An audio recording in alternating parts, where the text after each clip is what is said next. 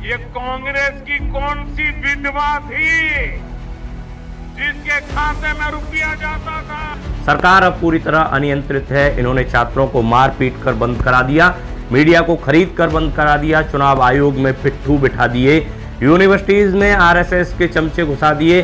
अब विपक्षी को पूरी तरह खत्म करना चाहते हैं। विपक्ष की आवाज ही मौजूदा वक्त में देश की आवाज है। इस क्लासलेस अहंकारी ने मुझे राज्यसभा में कहा था शूर्पणखा, मतलब मेरी भी हुई थी मानहानि। किसने कहा कि करूंगी पीएम मोदी पर केस? पूरे बिहार के डीएनए पर सवाल उठाने वाले पीएम मोदी पर क्यों नहीं हो सकता केस? किसने कहा था मोदी को रावण?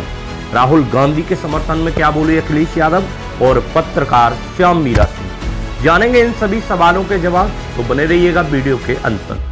नमस्कार दोस्तों, मेरा नाम है शीलेंद्र कुमार और आप देख रहे हैं सूचना क्रांति। दोस्तों, राजनीति में जहां सरकार और विपक्ष के बीच बवाल मचा ही रहता है, वहीं कांग्रेस नेता राहुल गांधी पर मानहानि केस में 2 साल की सजा मिलने के फैसले के बाद अब कांग्रेस की ओर से पूर्व केंद्रीय मंत्री रेणुका चौधरी का एक बयान सामने आया है, जिसमें उन्होंने पीएम नरेंद्र मोदी पर टिप्पणी को लेकर केस करने की बात कही है। यहां पर प्रधानमंत्री नरेंद्र मोदी पर निशाना साधते हुए केंद्रीय मंत्री रेणुका चौधरी ने कहा कि इस क्लासलेस अहंकारी ने मुझे राज्यसभा में शूर्पणखा कहा था, मेरी भी मानहानि हुई थी, मैं उसके खिलाफ मानहानि का केस करूंगी। अब देखेंगे कि अदालतें कितनी तेजी से एक्शन लेंगी। आपको बताते चलें कि यह मामला संसद से जुड़ा 7 फरवरी 2018 का बताया जा रहा है।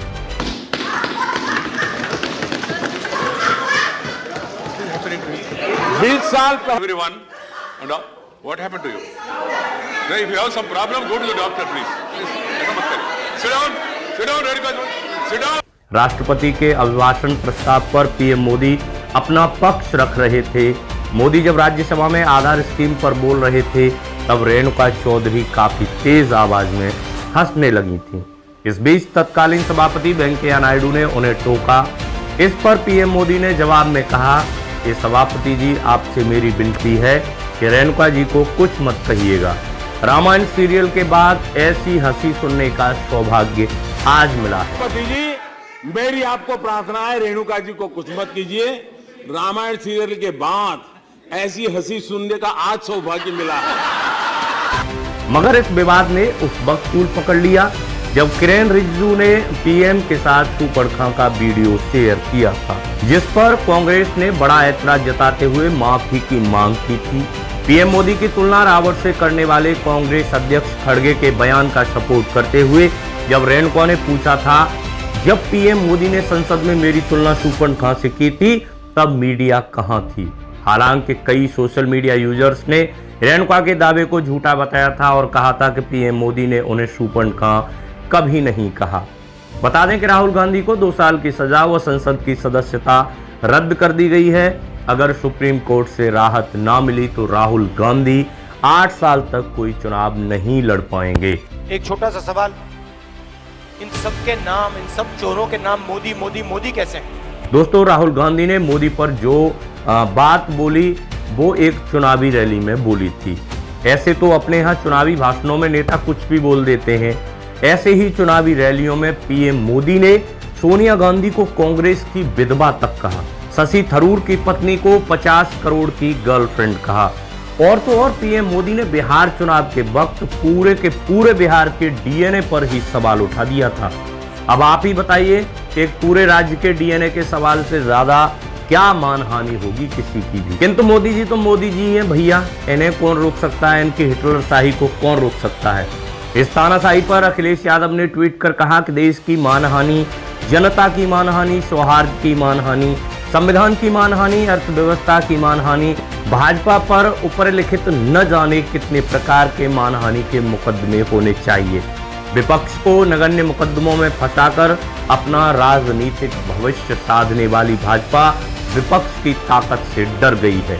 वहीं अखिलेश यादव के ट्वीट के जवाब में पत्रकार श्याम मीरा सिंह ने लिखा, सरकार अब पूरी तरह अनियंत्रित है। इन्होंने छात्रों को मार पीट कर बंद करा दिया, मीडिया को खरीद कर बंद करा दिया, चुनाव आयोग में पिट्ठू बिठा दिए, यूनिवर्सिटीज में आरएसएस के चमचे घुसा दिए। अब विपक्षी को पूरी तरह खत्म करना चाहते हैं। विपक्ष की आवाज ही मौजूदा वक्त में देश की आवाज है। एक अन्य यूजर गपशप 1.0 ने लिखा, मुसलमानों, किसानों, अग्निवीरों, शिक्षा मित्रों, बिजली कर्मचारियों, किसे छोड़ा है इन्होंने।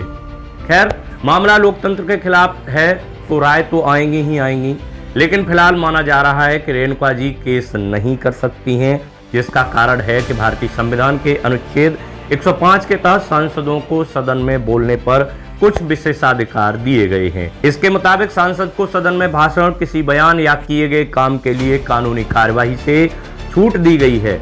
इसका फैसला या सजा जो भी है वो सभापति ही करता है। किंतु सवाल ये खड़ा होता है कि महिलाओं के सम्मान के बड़े बड़े दावे करने वाले मोदी जी इस तरह से एक महिला की तुलना सुपर खां से कैसे कर सकते हैं, पूरे के पूरे बिहार के डीएनए पर कैसे सवाल उठा सकते हैं, और अगर ऐसा कर सकते हैं, वो बच सकते हैं, तो राहुल गांधी की सदस्यता क्यों गई, उन्हें इस प्रकार के मामले में सजा क्यों हुई।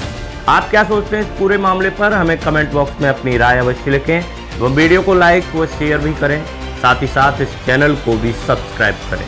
वीडियो को अंत तक देखने के लिए आप सभी का बहुत बहुत शुक्रिया, धन्यवाद, आभार। चलिए मिलते हैं फिर अगले वीडियो में एक नए टॉपिक के साथ। अब तक के लिए जय हिंद।